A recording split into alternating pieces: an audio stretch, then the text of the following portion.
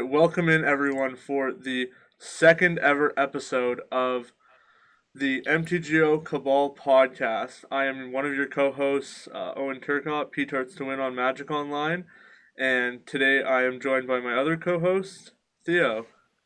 All right. I'm Theodore Jung, Theo underscore Jung on Magic Online. And today we have two guests. Why don't you introduce them? So from a wonderful, amazing top 8 performance in the very large Manatraders monthly final modern tournament, we have Doomwake. Yo, what's up? Doomwake on Magic Online, Twitch streamer, twitch.tv/Doomwake. And as Owen said, I just finished in top 4 of the most recent Manatraders modern event. So, And then we also have a challenge top 8 competitor from this past week, the Saturday Modern Challenge, Gazmon48. Hey, what's up? My name is Michael, Gazmon48 on MTGO, Twitter, and Twitch. All right, so why don't we just get into talking about... why don't we just start with the Manatraders, actually. What did you play in the event, Doom? So I played the Black-Red Prowess deck that a lot of our Cabal members have been working on, testing, tweaking, all that stuff. I tried a bunch of different stuff leading up to the event. I tried Neobrand, I tried Adnaz, various combo decks. I had some moderate success with Jund, but I kept coming back to Prowess strategies.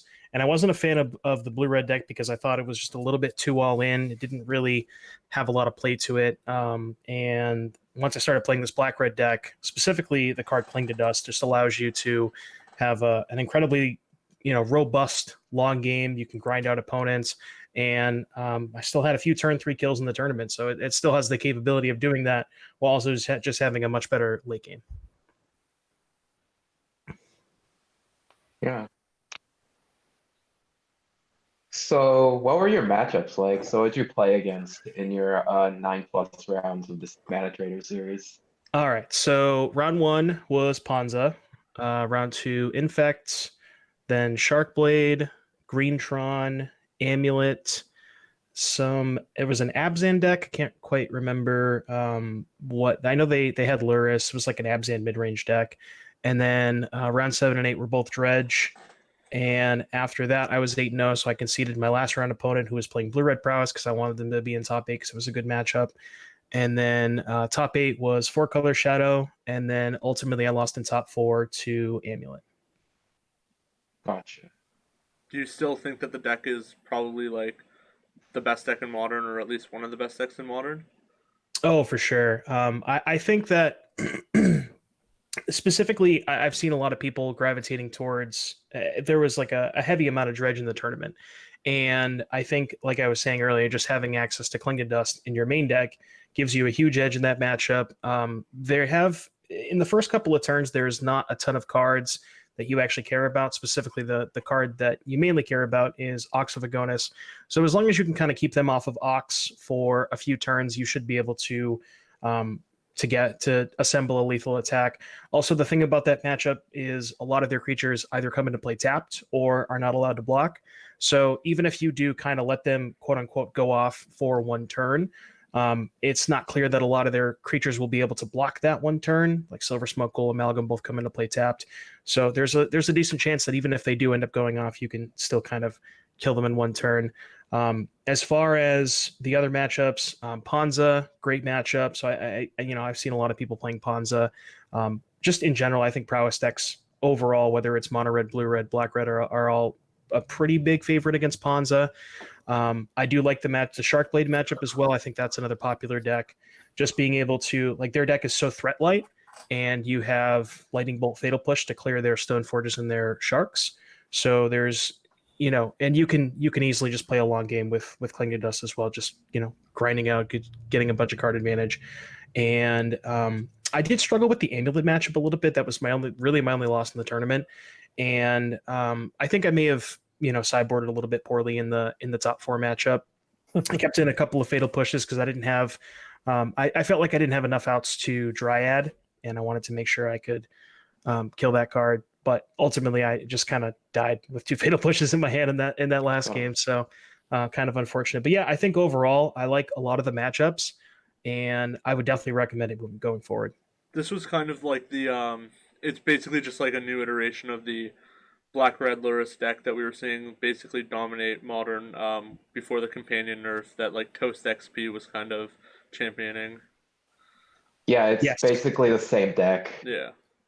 except you have to pay 3 mana to put Lurrus in your hand now, which makes it a lot Still worse, broken. but it's still good. Still really good. Yeah. Broken. Still broken has been called. Cling to Dusk is Wow. still recall and healing cells stapled together, right? Oh yeah, still Ancestor Recall. How do you feel about your big mana matchups with that deck? Because it sounds like you dodged like most big mana decks till top 8 until you played against Amulet. Yeah, I did. I played against Tron round 4, Amulet round 5, and I definitely got very lucky. My Tron opponent actually misclicked and got the wrong Tron land. If you go back, you can watch the replay. It should be on my Twitch. But ultimately, I had a turn 3 kill lined up, so I don't think it would have mattered. But yeah, I mean, realistically, you just have to win the die roll and have a very aggressive draw. That's really your only shot game 1. Post board, you do have some Molten Rains and some Kiln Fiends to sort of not guarantee, but give yourself more outs to a turn 3 kill specifically with Kiln Fiend. So I like the matchup post board. Game 1, it's as close to a coin flip as you can get, though.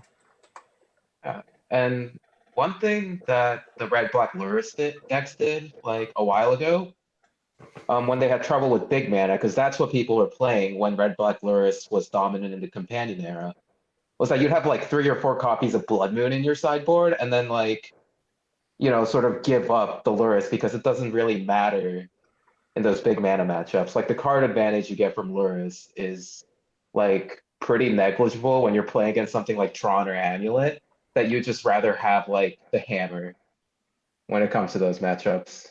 What do you think about that? That definitely makes some sense. I never really cast Molten Rain a lot in the tournament because again, the two big mana matchups I played, because I just lined up a turn 3 kill, that those cards never really came up. Blood Moon is definitely something worth considering as like you said, just a haymaker to sign up to sort of just kind of close the door. But I think Molten Rain might have some other applications. Like I would consider bringing in Molten Rain on the play against Jund. Ultimately, I didn't play against Jund, so I can't really say for certain, but I would certainly consider it. Especially just if they, depending on how they fetch, kind of that might play into that as well. And there might be a couple other matchups that I would consider Molten Rain in, but overall, that would be something worth trying for sure. I think that might help the big mana matchup a lot. Yeah, especially because there's less of a cost to like giving up Lurrus because you already have to pay 3 mana anyways. Right. Yeah, Lurrus almost never comes Yeah. up in those matchups. Mhm. So Theo, you and I also played in this event. Did you play in it, Gazmon, or you just played the challenge, right? I didn't play in the Swiss because I didn't qualify. Oh, I actually played the red black deck in my qualifier matches and just got stomped. Oh, yeah. I believe it. Geez. I could not play that deck. I did not want to. I hated playing it, and I just did not want to put the effort into learning it. But yeah. So Theo, what did you end up playing in the Manatraders? So I ended up playing Teamer Scape Shift in that tournament, which actually ended up winning the tournament, I believe. Yeah, without any sensors, they finally built it properly. Yeah. Whoa! Stands for Let's go talking trash about sensors. Yeah, but unfortunately, I went 0-2 drop. I ran into Jund round 1, which should be a pretty favorable matchup, but like discard plus Void is like fairly strong, and like Rug Shift, I think one of its weaknesses is that it doesn't have very good ways to deal with big creatures, and that's just always been a problem with the Rug color combination. Yeah. And round 2, I ran into Burn and just got like kind of stomped. So yeah, my tournament ended fairly quickly. I still think the deck's fine, but I'm not sure if this iteration is like built correctly. I really like the idea of like a Growth Spiral Uro deck that like has a bunch of redraws towards Scape Shift in the late game. But a lot of the cards just felt kind of mopey at times to me, like Is It Charm Like I don't think that should be in like a modern deck right now. Mhm. Yeah, and I ended up playing Ponza like I said I would, and I kind of got punished in the way that I thought I would too. I basically played a 50% deck and dropped it 3-3. Like I beat up on all the decks that I thought I would beat up on. I beat up on all the blue control decks, and then I lost to prowess decks in Dredge, and it just kind of felt like you know what, like I knew that this could happen going into the tournament, and it is what it is. Like I feel like I just kind of lost the matchup lottery that day. Is what it felt like leaving the event.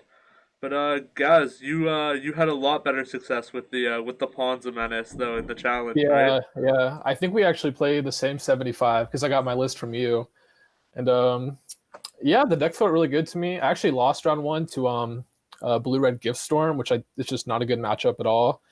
And so I almost dropped after that actually, but I just decided to keep playing. And the rest of the day, the deck felt great.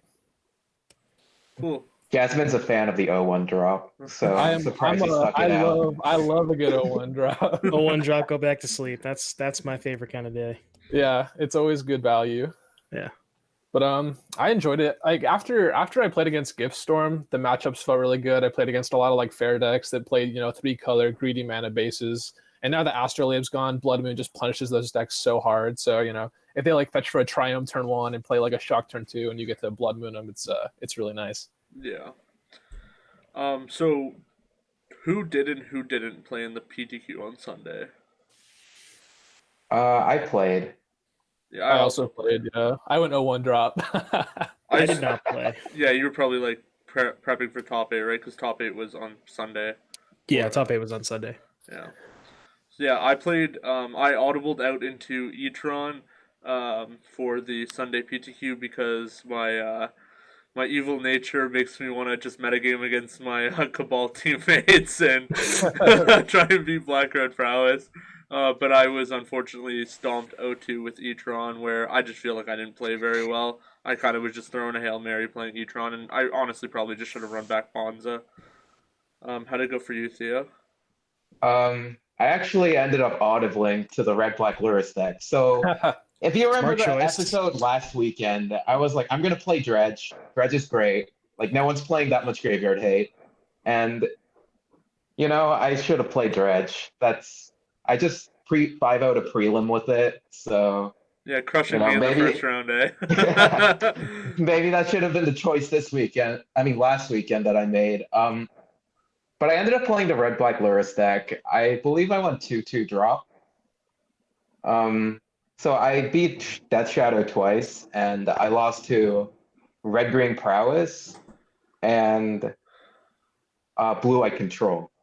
So I'm pretty sure like those two matchups that I lost to are incredibly unfavorable for Red-Black. Like, was it Sharkblade or was it just hardcore control? No, it was just hardcore control. Yeah, they didn't have the bad Stoneforge Mystics. You pump the fist when they play Stoneforge on 2, but when they play Frantic Inventory on 2, then it's kind of like, Oh, it's over. Yeah. Yeah. At one point, my opponent threw 3 cards of a Frantic Inventory. And, yeah. There's no coming back from that. And Gaz, how did you say you did? I also went 0-1 drop. I chose to play E-Tron for some reason. And I played against Grixis Death Shadow round 1, which I think is probably favorable if you can get a Chalice down. But yeah. I never got a Chalice down because they had like so many. I don't know how many Ceremonious Rejections they were playing, but too many. Definitely too many. Mm-hmm.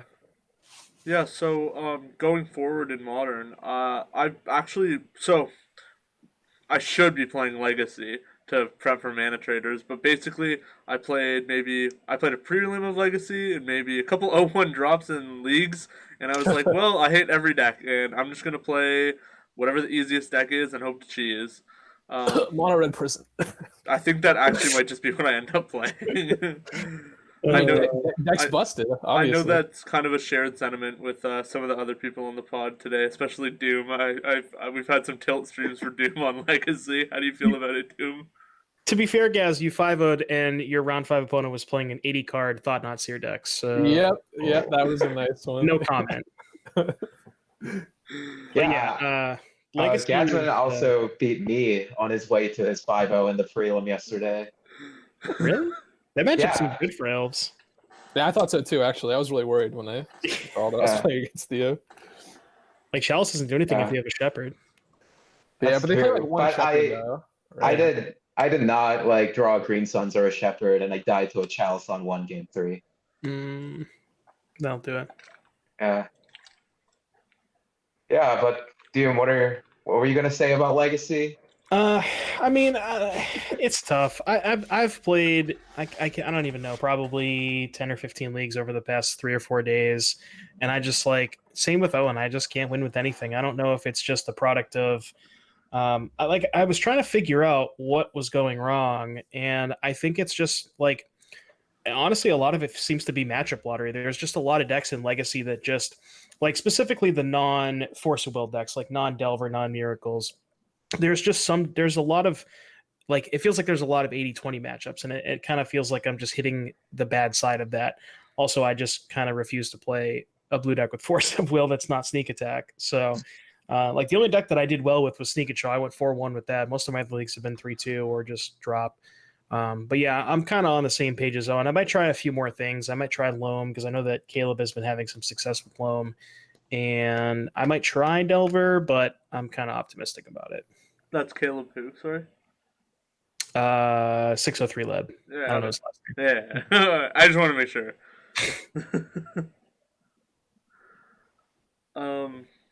Yeah, Gaz. So you're stuck on the mono red prison after your 5-0 prelim. You're gonna ride it the rest of the way. I don't know. I think the deck's actually like probably just super bad. Yeah, I mean, agree. I started by getting like a round 1 bye, so and then I did play against Team Delver round 2, and I just got super lucky and was able to cheese out like turn 1 Trinispheres, and they just couldn't beat that. Mm-hmm. And then I played against Humans, which is like also a meme deck. It was like modern Humans with like Wasteland and Lotus Petal. I don't know how they were. I lost Whoa. to that deck in the prelim. No, he had 4 Lotus Petal in his sideboard. Oh, they were in the sideboard, of course. Of course. I think Humans is actually like fairly good in Legacy. It might be better than Death and Taxes right now, but yeah, I think Lotus like a real Petal, Humans deck maybe, but not what I played against. not the one with Lotus Petal. No. And then Theo, you're a Teamer Delver aficionado, right? Yeah, I actually played Rug Delver to make like the 2019 Magic Online Legacy Championships.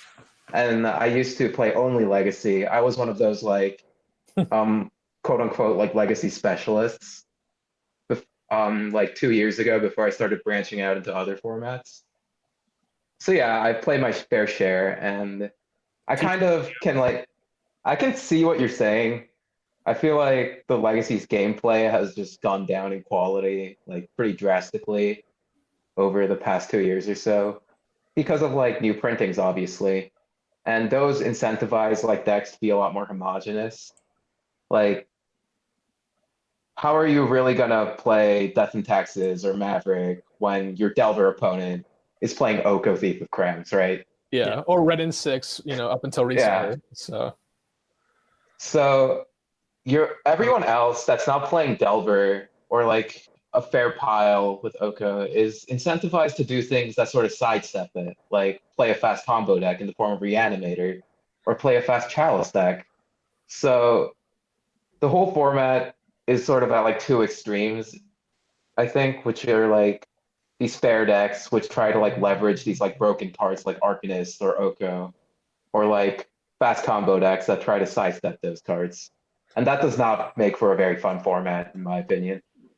Something that I'm also I don't know if this is true, but it's kind of my outside looking in analysis of Legacy is that the format really heavily rewards people that have a lot of like experience with the format, especially because it doesn't. A lot of it is like stuff that isn't really like prominent. The way that games play out aren't as prominent as they are in like the modern era of Magic, where a lot of the time in like modern or standard or like Pioneer, you're really playing to the board, whereas like Legacy, it's a lot more about like playing with like what's in your hand.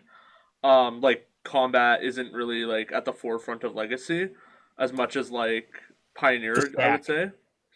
Yeah, And it feels like in Legacy the most important thing is the stack. yeah, so Yeah.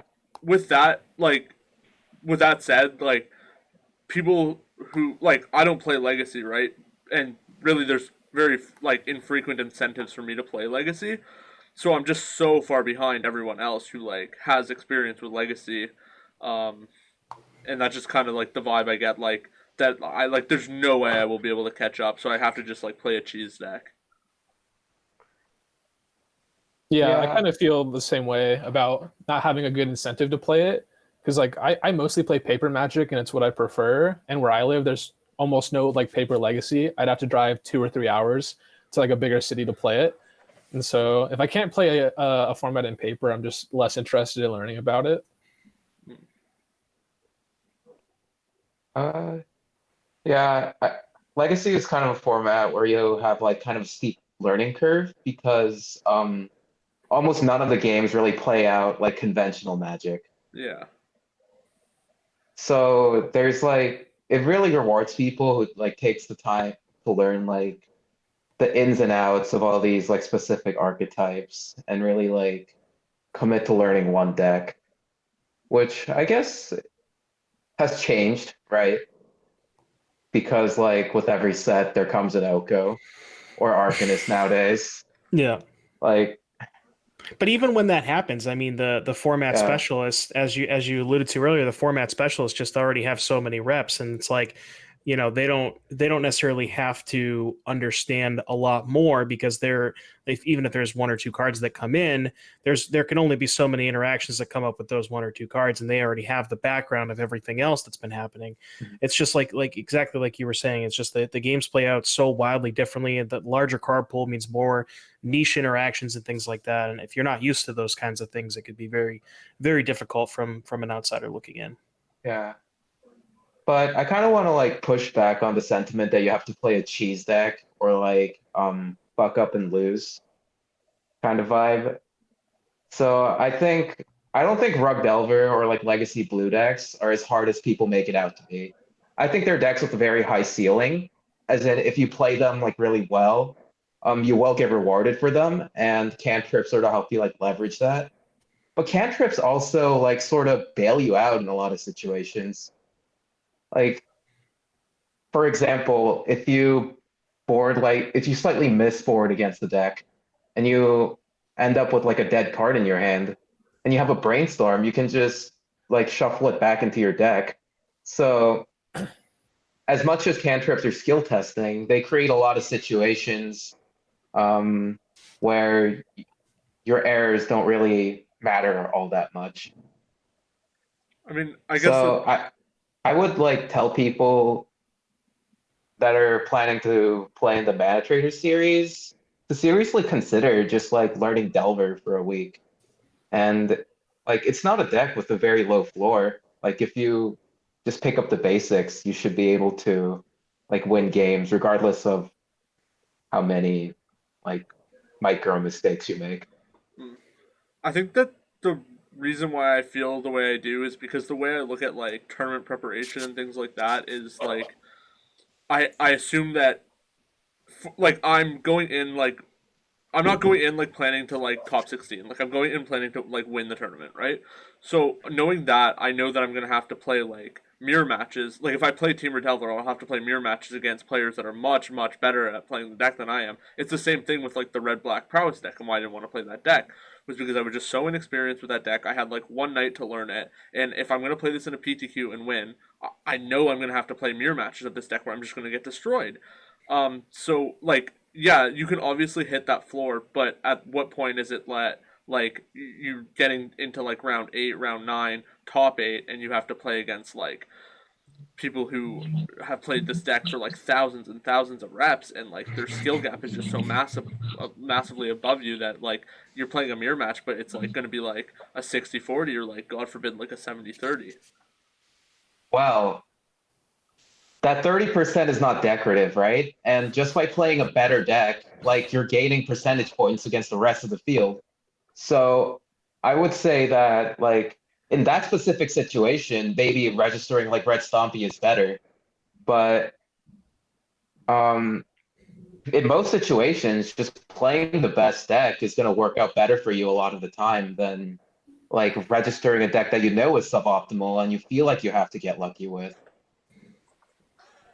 Yeah, and like I think another thing about you guys are talking about Legacy like it's a format where the only people who can succeed are like people who have put in like a lot of reps with like certain archetypes or decks and know it super well. But I think as long as you can like go in and identify the important cards in any matchup, you can do well, right? I mean, like, if you think about like Temur Delver Mirrors, like what's the best card? Probably Oko, right?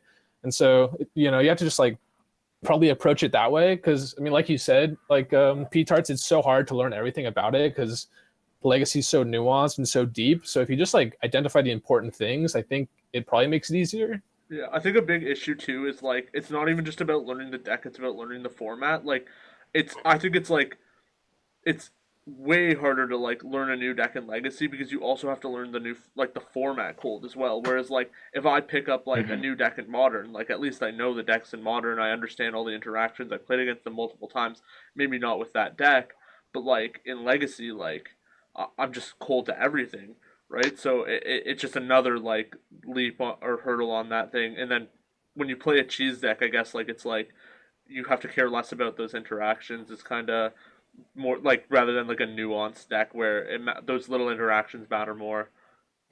Yeah, that's probably true as well. Yeah, when you're playing a Chalice of the Void deck, there's very little that you don't really care that much about what your opponent has most of the time. Yeah.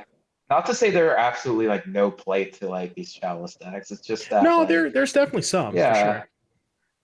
There's just definitely like a lot of instances where your micro decisions don't matter with these decks more so than Ruck Delver or like a similar deck. Yeah. And like that's and there are definitely some hands from Delver that definitely play themselves. Like you could have 2 lands, Delver, Force of Will, Daze, Cantrip, Lightning Bolt, and it's kind of scripted at that point. There's Yeah. Wastelanding your opponent's lands doesn't really take 200 IQ to do. So yeah. So unless anybody had anything else that they wanted to talk about with Legacy, I kind of actually wanted to U-turn a little bit back into Modern again, because I think that there is still a lot to unpack with Modern. Is everyone okay with doing that? Yeah, sure. Yeah. All right. So, even though there isn't like a very large Modern tournament this weekend, there are still the challenges. There is still reason to play Modern. The mocks, which is or showcase, I guess it's called now, which is every format, and like it's very likely that most of us will play the Modern one. What is like everyone kind of looking to play this at least this weekend in Modern, or what do you think is kind of at the forefront of the format? What would you expect? How would you metagame for it? But yeah. I mean, I don't think a lot has changed since last week, right? I mean, we have we have a bunch of new data from like 2 different like huge tournaments, so maybe that could like shake things up a little bit. But it seems pretty similar playing a prelim today. Like, not that much has changed. But do you guys want to take a look at like the PTQ that happened this past weekend? Yeah, for That's sure. what I'm doing right now. So Modern Champs, here we go. Yeah, I believe this PTQ was about 260-ish people. Yeah, that sounds somewhere around there. Yeah, I think it was like 9 rounds. And it was won by Temur Reclamation. Yeah, blue Earl piles are still pretty good. Yeah, I think that's really interesting. Actually, these are all kind of basically like decks who like this Reclamation deck as well as Scapeshift. They're kind of like blue, red, green, like Temur like piles that have like a main game plan, or like are kind of like control-y, like grind you out decks that have a main game plan that like you have to kind of attack, but then has like Euro as this like backup plan, or like not even a backup plan, but like plan to like A. And I think that is like really interesting that there's 2 versions of this deck that are kind of very similar that are really powerful. Yeah, and they do like fairly similar things too, right? They're both like Uro growth spiral decks with inevitability. And I think that's the idea behind like these two decks and the way they're built. Um, I guess some strengths of the Reclamation version is that like Wilderness Reclamation is just like a really, really good card. I'm not sure if this deck's leveraging it that much though. Like you see like 3 copies of Cryptic, 4 copies of Factor Fiction, but it doesn't have like the big like X spells that you see in standard like Expansion Explosion. Yeah. Although His Nexus. Do you count that? I do count that, yeah. Yeah. But there's only 1 copy. Yeah, like if somebody was to say you have to play either Reclamation or Scapeshift, I would definitely prefer to play the Scapeshift version of the deck. Yeah. Because Reclamation's more clicks, you know? You gotta like cast it back to fiction, you gotta Yeah. escape your Uro, you gotta cast Right. Nexus. Right. Nexus Yeah, like Reclamation is too Scapeshift much. just Scapeshift just seems like a lot less work. Yeah. For like pretty much the same thing. I will say that I would like to point out about this PTQ specifically is that my call about Green Tron possibly having a good spot in the meta, or possibly having some play in the meta, which I got a lot of pushback in my chat this week, came to fruition with 4 Tron decks in top 32 and 1 in top 8, 1 in top 16, 1 in 17th, and then 1 kind of in like 28th. But Wow. it seems like Tron does still have a place in the metagame no matter what people say. Oh yeah, It, I mean, it seems like that's the most popular deck in the top 8 is Mono Green Tron. Yeah. Maybe Is It Blitz is a little bit more popular. Yeah, it looks like Is It Blitz is a little more popular. But yeah. Yeah, but that deck is like overrepresented, I think, largely. Yeah, I don't think Green Tron is very good. I just think that people will just still play it, and especially when control is good, because I think that's I think people presume that's a good matchup even when it might not be anymore. I was gonna Sorry, say, didn't we decide that Blue White was favored against Tron? Yeah, I think Blue White actually is favored against Tron. yeah, I definitely think it is.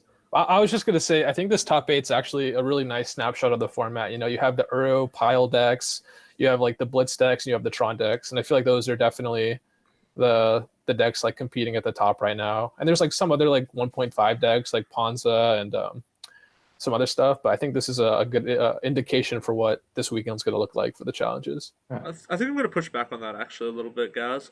I think that it shows maybe part of the picture, but I think that it is missing a lot of decks that people should still look at being very popular. Like, I don't think that there's there's one Dredge in 31st place. I'm playing Dredge in 31st place, and I actually think that deck has a lot of... Bullseye got 13th. Well, no. There's a Dredge deck in 13th. It's just like Bullseye. classified as UBRG. Oh, jeez. Yeah. Actually, there's another Dredge in. Oh no, that's not Dredge. That's another copy of. It's another copy of Team of Reclamation. It just had the same colors, so I just kind of assumed. Anyways, it was also Dredge. I think I was down on Dredge last week, and I've come around to it. Actually, I've been really impressed with Dredge. Both the Bloodghast and the Ghoul version, I think, are both reasonable. I think that decks should be... I think I like the Geist version more because it leans heavier into the Loam Conflict plan, which I like a lot right now. But I think that you can incorporate that into the Geist version, which I think has a better creature set. So yeah, I'm a little higher on Dredge now. I guess I'm playing 4 Klings then. But I will say, actually, the deck that I have no reps with, but I continuously am impressed with is It Blitz. This deck is insane. I will just start with like nut draws, and if they just ever untap with like at least one creature and a couple cards in hand, I'll just lose like every time. Yeah, I mean, I think Dredge is always an okay deck to play, but I definitely think it's like the right weekend kind of deck to play.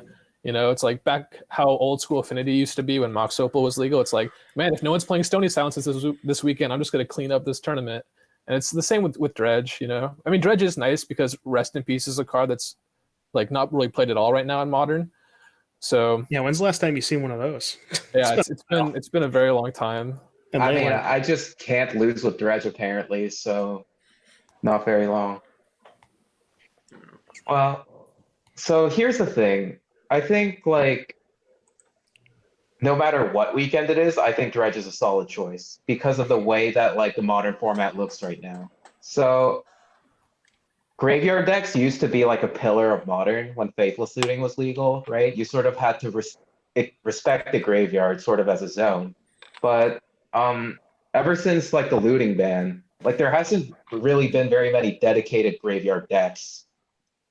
So by like putting a bunch of graveyard hate in your sideboard, you're like losing percentage points against a lot of the format.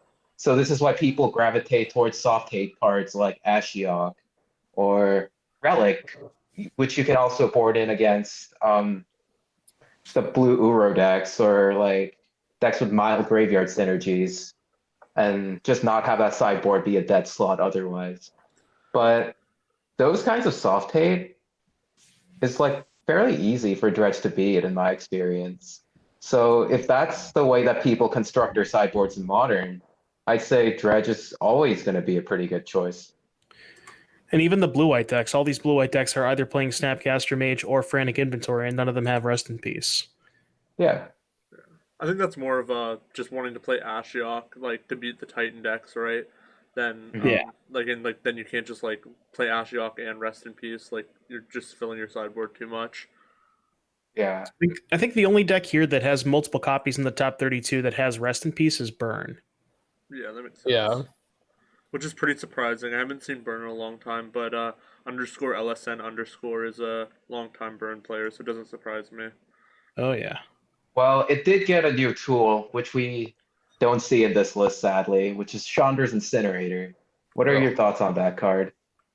I think it has No upside thoughts. and downside. I don't know. I know Gazmon, you've played some Burn before.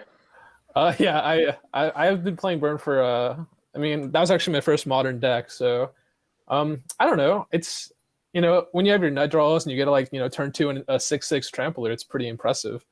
But I think I don't know, for me it doesn't seem like the kind of card Burn decks want to be playing. I mean, there's so many spots where like you just want to top deck a Bolt or a Boros Charm, and top aiding a 6/6 that you have no way to cast for the next 3 turns is kind of it's a really bad top deck, I guess, in a lot of circumstances. So Yeah, I think the issue I've found with Incinerator was Burn needs such a critical mass of cards that like if you ever get a Incinerator sandbagged in your hand, it's like it's extra bad for Burn, like more than any deck like having a dead card in their hand. yeah, exactly. Yeah, there's just so many spots where they get to, like Gazmon was saying, they get to top deck mode, especially against Uro, because most of the time against Uro decks, you're the top 9 or 10 cards of your deck is not going to be good enough if they cast Uro twice. So sometimes you have to go a little bit deeper. And in those games, drawing a 6-mana 6/6 is just, it's a liability. Yeah, but here's the thing about Burn, right? The thing is a lot of the format has gotten a lot more powerful when Burn just hasn't. And with the London Mulligan, a lot of decks are stumbling a bit less, which is what Burn sort of counts on to win, right? I think like the philosophy of Burn is your opponent's draw is really good, and like you're probably going to lose that game because you just aren't doing like more powerful things than like a given Modern deck a lot of the time. Like it really punishes those stumbles, and those don't really exist like that much anymore. Decks have gotten a lot more consistent, and the format has sort of leveled up in a way. I thought Chandra's Incinerator could maybe serve as like that kind of card for Burn, as Ox of Agonist is to Dredge or Uros to like blue mid-range strategies. In that it's like a card that's really powerful that you can get into like play early. That really like pressures your opponent, even if it's a bit inconsistent. I think that's the problem with it, obviously. But I think for Burn to be like consistently competitive, it needs like a kind of card like that. Yeah, I think another big issue with Burn is that it's kind of been supplanted by as like the red deck of the format by these prowess decks, which are kind of doing what the deck wants to do, but like just better. Which is like it's kind of like the same way when like Dredge started like getting all these tools. Like Living End used to be a deck, and like we don't see that deck anymore, and it kind of feels like that a little bit. Mm-hmm.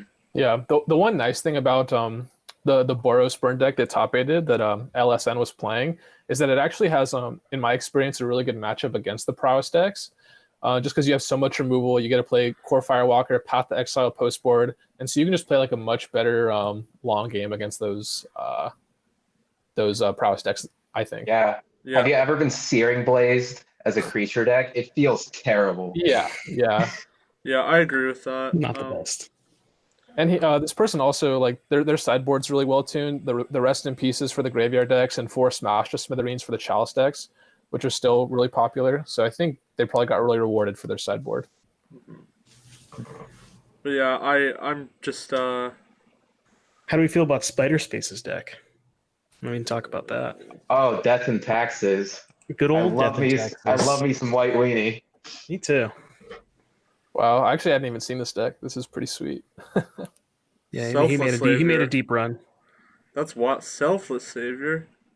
That's a wild one. Yeah, that puppy dog's not bad, actually. Isn't this just like, maybe it's better than the 2-1, right? The 2-1 that Selfless The flyer. no. The it's a 1-drop. Dauntless Bodyguard. Yeah. Oh, it's so much better than Dauntless Bodyguard. Well, I don't know. Because you don't have to already have the creature in play for Savior. Yeah. Oh, maybe I'm wrong. I thought Dauntless Bodyguard worked like Soul Bond. I didn't realize that it had to come down second. Okay, that makes sense. Yeah, this deck is pretty sweet. Deck's interesting. I love the main deck Sword of Light and Shadow. That's a nice one. You love to see Sword of Light and Shadow. Makes a lot of sense. It seems like it's really, really good against the blue-white decks. Although maybe not, though, because a lot of their removal is Path to Exile based, so you're probably not really getting anything back, but it is good if they verdict you. I kind of feel like I don't know how this deck ever beats like a prowess deck, though. With Stoneforge Mystic and Batterskull, and protecting it with Giver of Runes. Probably something like that. And Selfless Savior. Oh, yeah.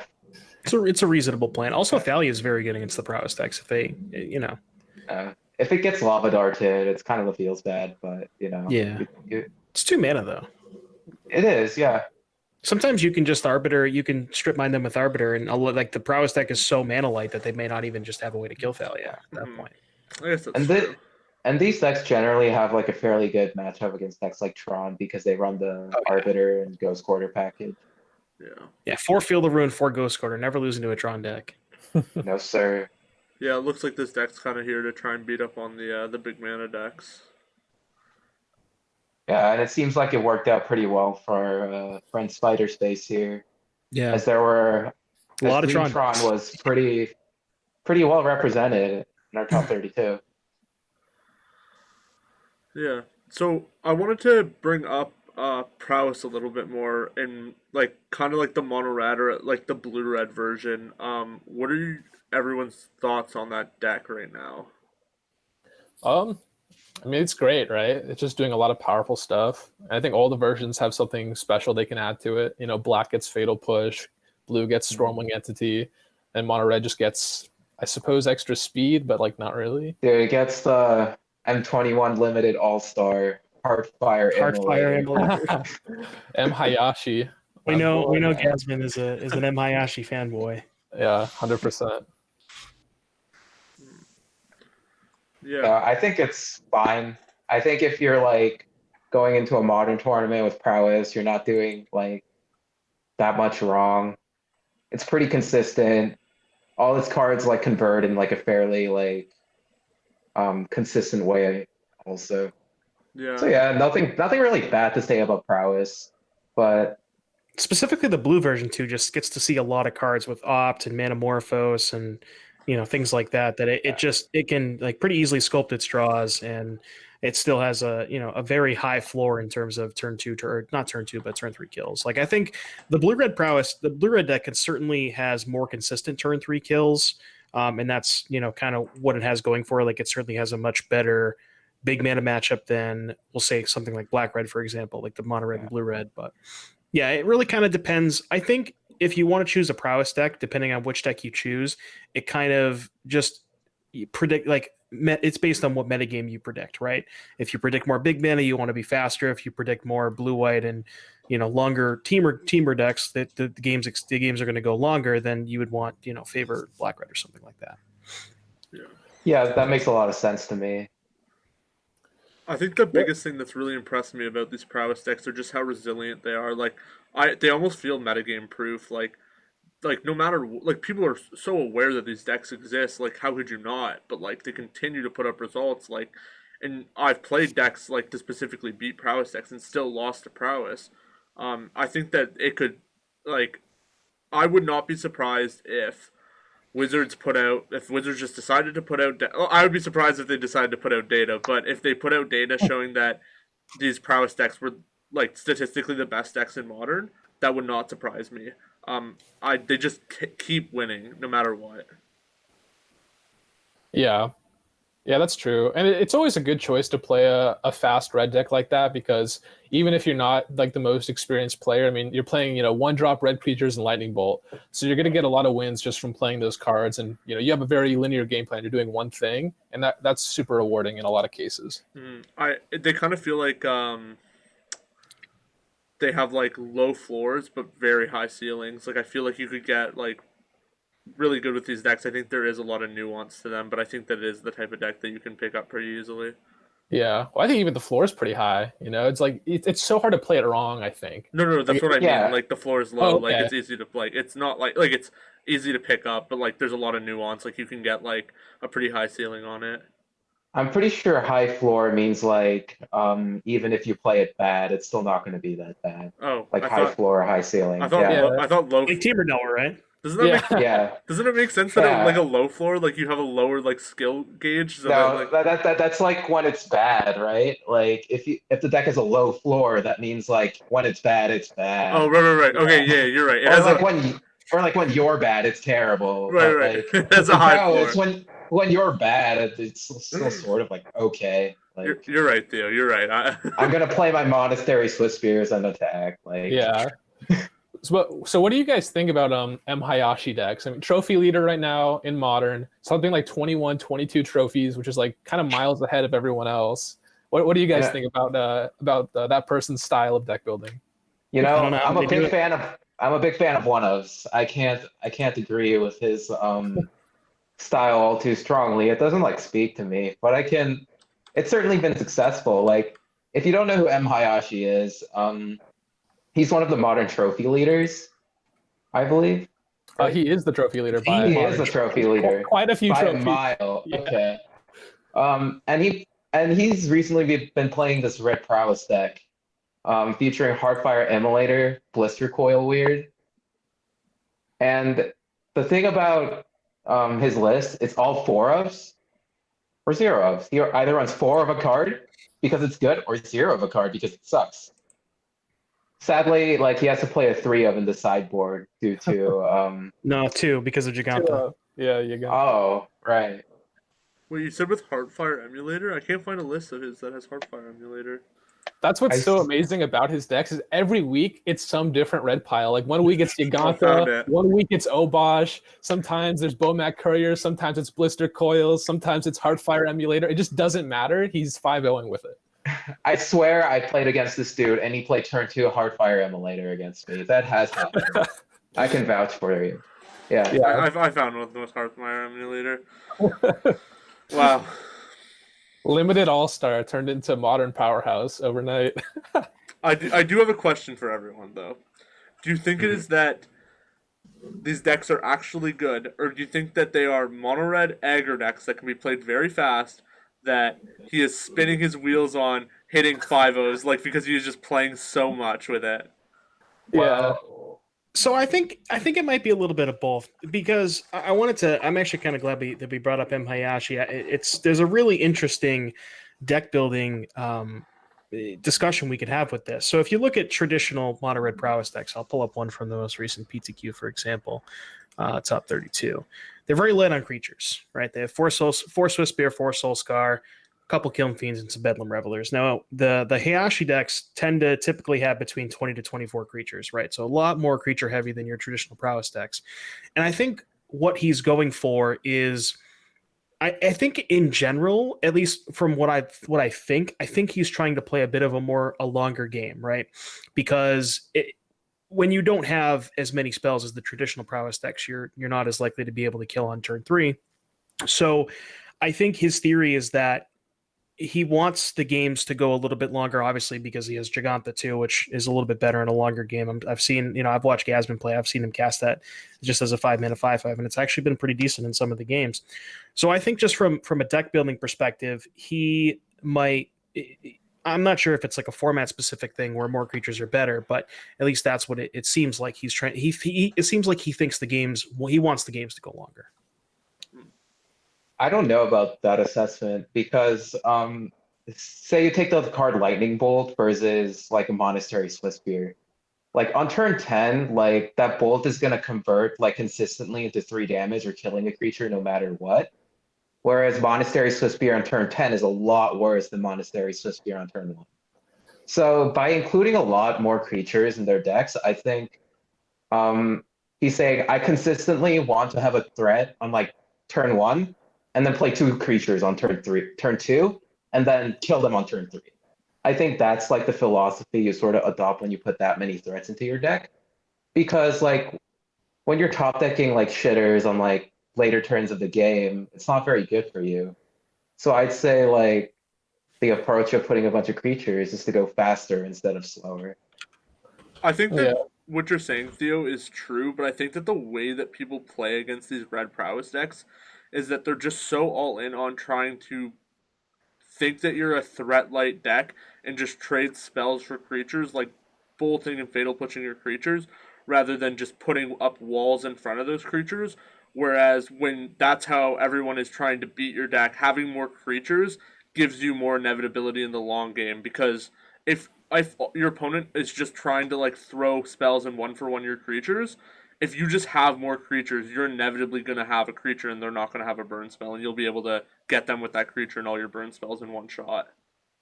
Yeah, I could definitely see that being the case too. My bad, dudes. I think I do agree with Devon a bit, just because, I mean, obviously you don't want the game to go longer, but Hayashi has like built these red decks where they can go longer. Like cards like Giganta, Bone Crusher Giant, Bowman Courier. Oh yeah, or Obosh, yeah, like those decks like can go longer, but they can also play like a really good early game with 12 1-drop prowess creatures in the deck. Even if you just look at his burn spells, it kind of speaks to that. He has 4 Firebolt and 4 Burst Lightning. Yeah, and obviously he has Lightning Bolt. But when you're playing 4 Burst Lightning and 4 Fireball, you could at least. It seems to me in my mind that he thinks the game, or he not that he wants the game to go longer, but he's planning for the worst scenario. Yeah, and that it can go longer. If it has to. Yeah, I definitely like that like approach to deck building. Like 4 Firebolt is like actually sounds incredibly good in these kind of decks. But you don't like the 4-ofs in the sideboard. the mono 4-ofs. Yeah, I don't like the mono 4-ofs. I like my situationally good cards in different matchups. Hey, his most recent deck list has 1 Fiery Island and 1 Sunbait Canyon. So. Yeah, see, 1-ofs. My bad, sir. 2 1-ofs. 2 1-ofs. And one deck like I sort of want to talk about is Goblin. Again, this week. We're going back to the Goblins, man. We're going back to the Goblins because I genuinely think this deck is very good. Like not very many people are playing it. We're talking about the one from the PTQ, I assume, played by A20. Oh, yeah, that one. I think is that Zach Allen? Yeah, it's Zach Allen. Yeah. Okay.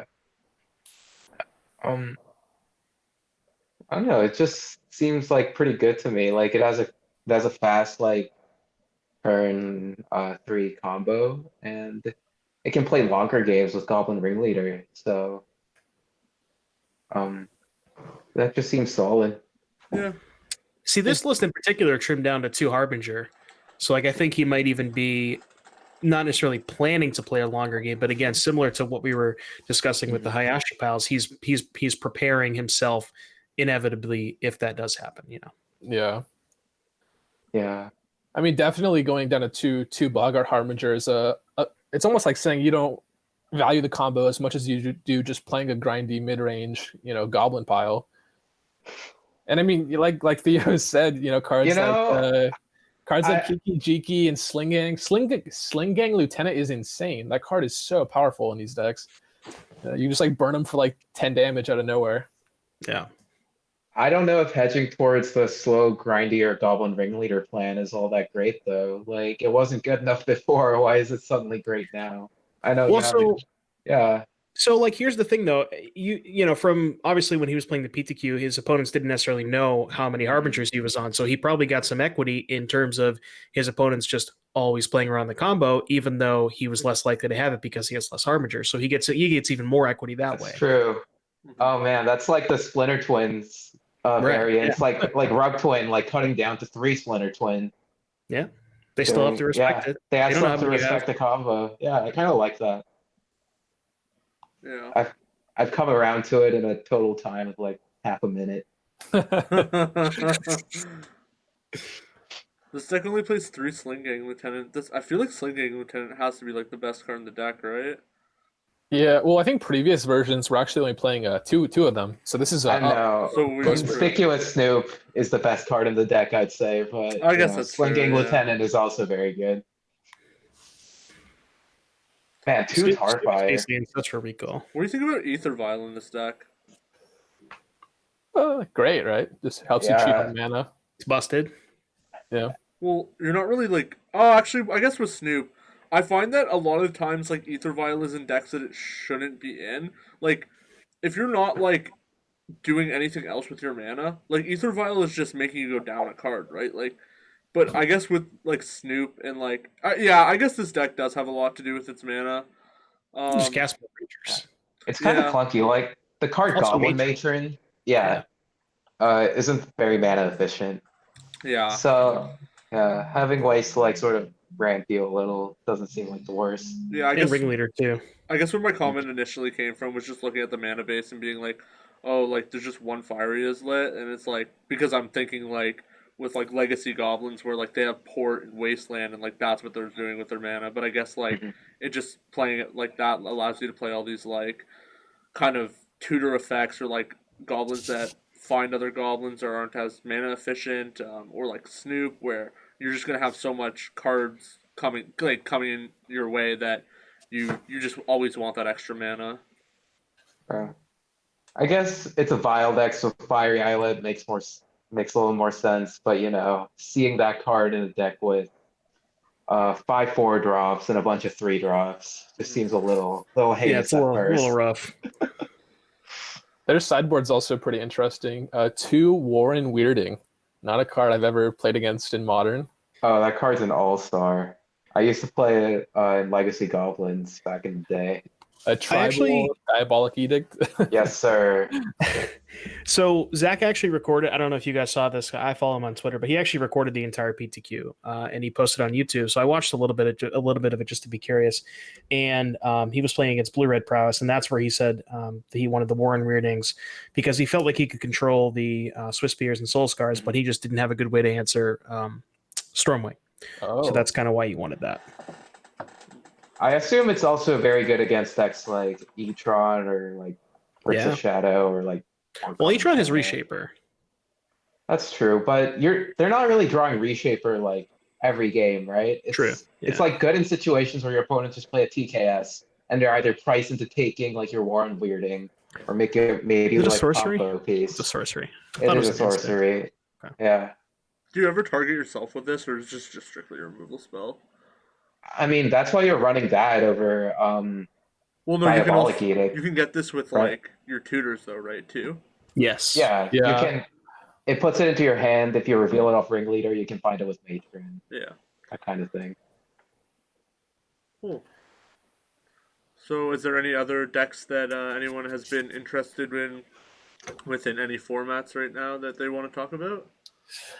Well, I've been playing a lot of Legacy Elves.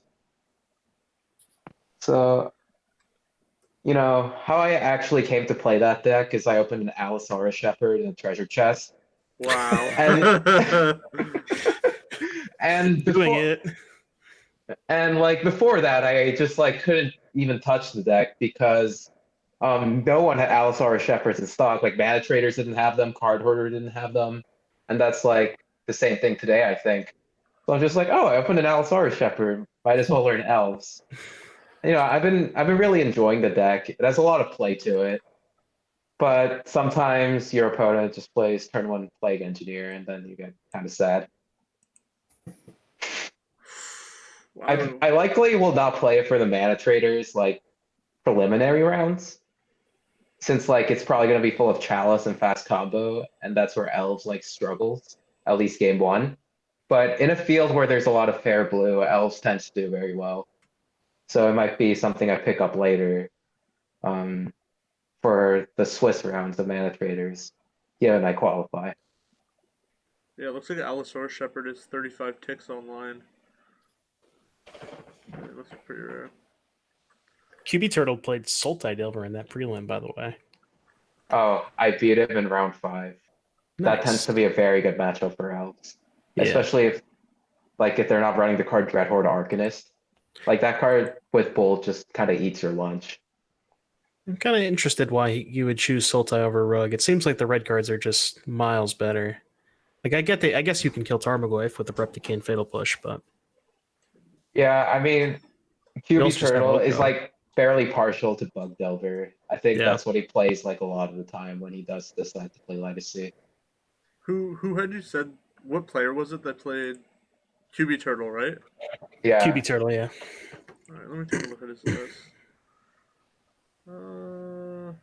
I guess you get Thoughtseize. Oh, they're playing like a him too. Plague Engineer seems pretty good. Yeah, I don't know, and Gurmag, but yeah, you probably just want like what's it called? The 2-mana 1/3 seems like pretty big Dreadhorde game. Arcanist. Yeah. Like missing out on that seems pretty big game. Yeah. Word of advice from someone that's played a ton of Delver in all like forms. Don't cut red from your Delver deck. Like, the card Lightning Bolt is just like so good in like a Delver of Secret strategy that I think you just have to play the 2 cards together. Mm. Yeah, that makes sense. Yeah. So Remember when people used to play Delver and Sword Splashers in the same deck? Oh, Yeah, that's just- actually what I actually top 8'd an open with that deck. Oh god, Blue it White gets Red me every Delver time. with Stemforge Mystic. Gets him every time. The idea was that Swords to Plowshares like deals with a lot of things that Delver has problems with. But you know, it felt really bad when you play turn 1 Delver and then like you have to plow your opponent's thing. Imagine if they play a Merit Lage and you have to plow it. You're never Yeah. dealing with 40 damage. Not a good feeling. So Theo, you said that you think that the Manatrader leagues will be filled with prison decks, right? Yeah, Chalice and Fast Combo, I think, are the 2 most represented decks. Are gonna be the 2 most represented decks because a lot of people who haven't played Legacy are gonna be picking it up. Because it's just like a free tournament, and if they have Manatraders, there's no excuse not to play it. Yeah. Unless you like value your time. Yeah, I just hate What does- Legacy. What does that feel like? What would you suggest playing knowing that that's likely what you're going to be going into? Oh, Rug Delver. It's the best deck. Oh, so you're just going to play the best deck no matter what, basically. Yeah, it's a team of reclamation of Legacy. Unless you open an Allosaurus Shepherd, then you get the fast to play elves. Yeah, Then we're locked in. I'm gonna say like I'm pretty sure that's like a pretty bold claim. Like Rug Delver is the team of rec of Legacy, but I don't think it's very far off from that. I Like- don't think that's a bold claim at all. Teamer Delver seems to be like undisputed top dog of Legacy. Yeah, you know, it's a deck I have a lot of experience with. It's obviously incredibly good, so that's what I'm going to be playing. Damn, I might have to take you up on your offer to help me learn it, Theo. Yeah, I was just going to say the same thing. Theo's going to teach us all Delver. Yeah, dude. I can teach you guys Mono Red Prison. show me the way, Gaz. Show me the way. I'm not sure if you need to be taught Mono Red Prison, but No, it's Dang. heavily nuanced. Lots of micro interactions. It's very complex. I don't know. Do you play the Blood Moon or Chalice on turn 1? Yeah, it's always a decision. I just flip a coin. Yeah, I just flip a coin. Yeah, exactly. That's literally what playing Mono Red Prison seems like. It seems like sitting down at like the roulette table and putting it all on black, or like going to the blackjack table and like let's play 8 rounds of blackjack. Remember when it won a Legacy GP in Europe? Oh yeah, it did. Very different format, but that was hilarious to see. So I guess we've got to figure it out in every format though now. Standard, we got Team Iraq. Pioneer, we got Inverter. Modern, we have Red Black Prowess. And Legacy, we have Rug Delver. And there you go. Now everyone knows what the best decks are.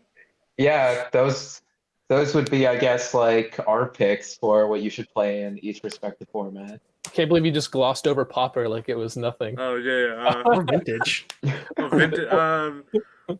Isn't Doomsday just like the Reckoning in Vintage right now? I top 16 the Vintage Challenge last Saturday.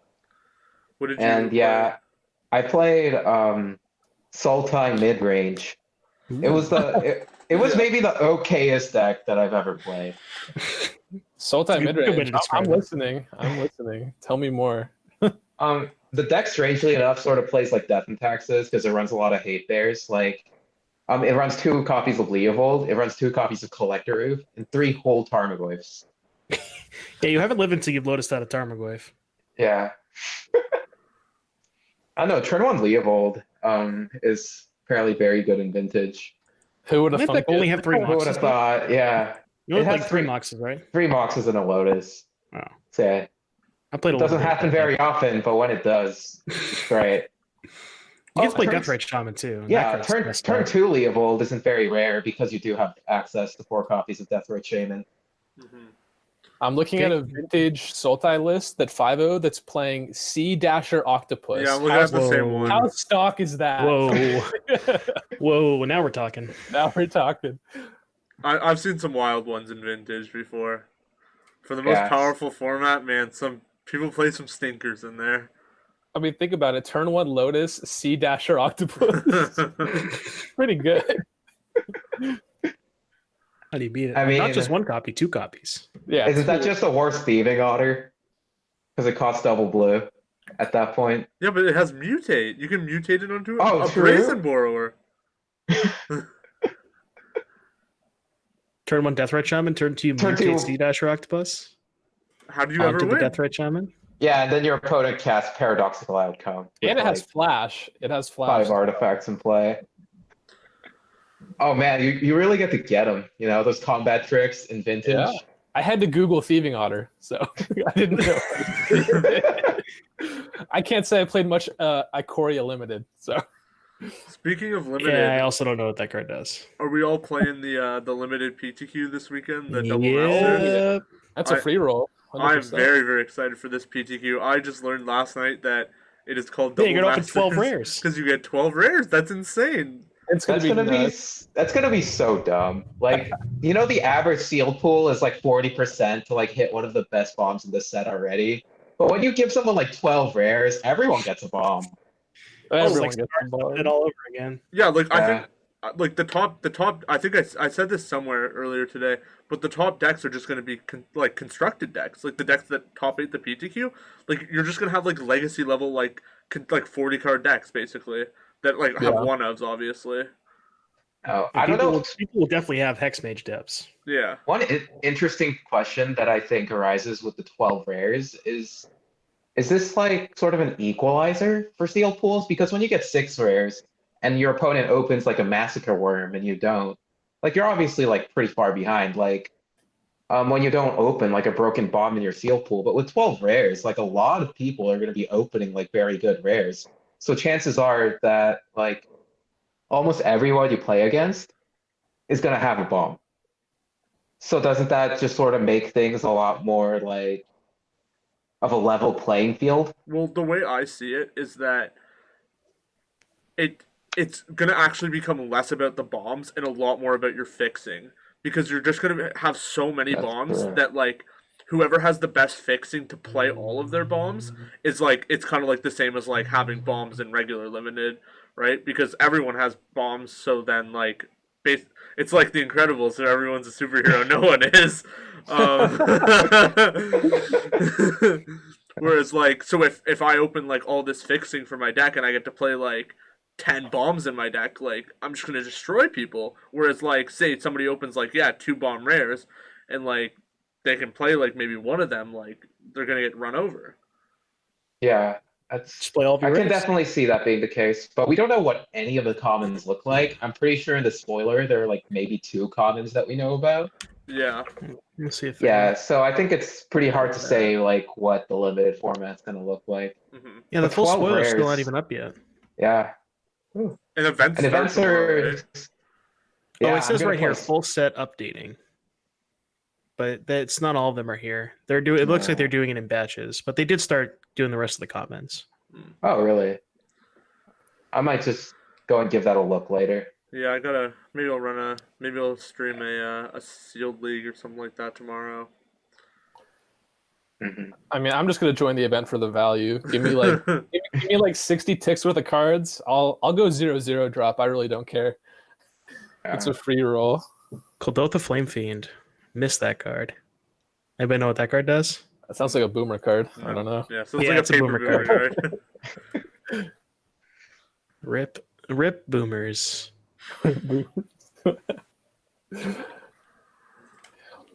So has anyone been playing Pauper at all? I'm curious. God, no. I don't hate myself No. enough to play Pauper. Okay. All right. Sorry, guys. I had to ask. I recently got into the format and I found it a lot more enjoyable than I thought it would be. Maybe But I should give it a try. I get it. You guys like rares. I understand. No, Pauper's just like Legacy, but like worse. And Legacy's already the worst format, so why would I play Pauper? I think it's like Legacy, but better. So I'm not a peasant, so I don't play Pauper. Good point. You can play Delver and Pauper though. It's more Delver. Yeah. Oh, I'm kidding, but I just haven't like gotten into it because I already play like all the Magic formats, including limited. So I'm stretched pretty thin as is. Yeah. There's not much of an incentive for me to like pick up Pauper right now. Yeah, I'm pretty soft on learning formats that have no incentive to play, and like I have to start from the bottom. Like You don't Legacy. need to learn. Just play Mono Green Stompy. Is that what you've been doing? Just collecting your like top 32 in every Pauper challenge? Yep. Give me my 5 treasure chests. That's all I need. It's like Gaz just plays Mono X Stompy in every format. What more do you need?